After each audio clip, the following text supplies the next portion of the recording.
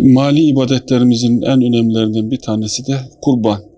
Bunun çok hikmetleri konuşulsa da "Fesalli li rabbike venhar" ayetinden müştehitlerimizin bir kısmının bunun vacip olduğu, Efendimiz Aleyhisselam'ın bu konudaki emirleriyle de, hadis-i şerifleriyle de bir kısım ulemamız da sünnet olduğu hususunda görüş beyan etse de sonuçta kurban ibadeti daha önceki peygamberler döneminde de dahil İslam'da da en önemli ibadetlerden bir tanesidir.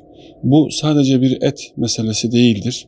Yeri geldiğinde müminin malını, canını Allah yolunda feda edebileceğinin bir göstergesi olduğu gibi aynı zamanda toplumda birliği, beraberliği, kardeşliği, dayanışmayı, paylaşmayı tavsiye eden, onu öngören, onun tesisi için emredilmiş olan bir ibadettir bu.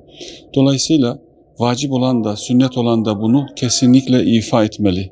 Bazen sünnettir deyip kesmemek doğru değil. Çünkü bir ibadetin sünnet olması onu terk edilir, kılabilir diye bir anlayış çok sakat bir anlayış.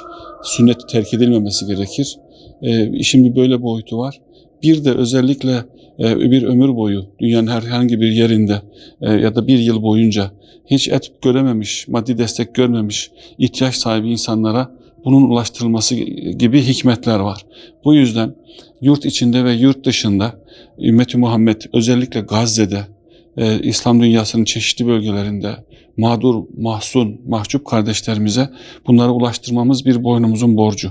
Bu cihetle baktığımızda da bunu yapmamız farz kesinlikle.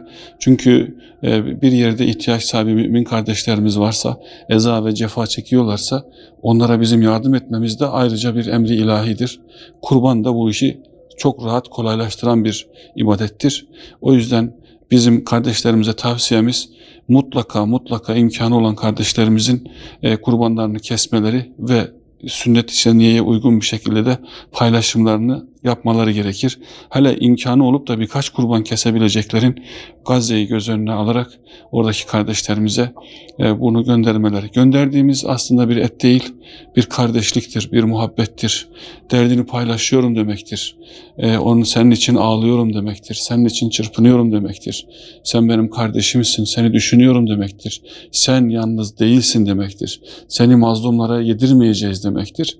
Bunu söylerken de ikinci senesine giren Gazze savaşının, oradaki kardeşlerimizin mücadelesini içimiz yanarak tekrar yad ediyoruz.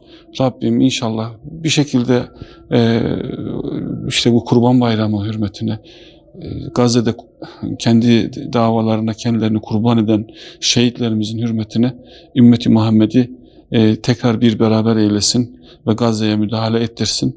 İnsanlık da ölmesin ve insanlık da bir araya gelsin. Buna bir dur desin inşallah.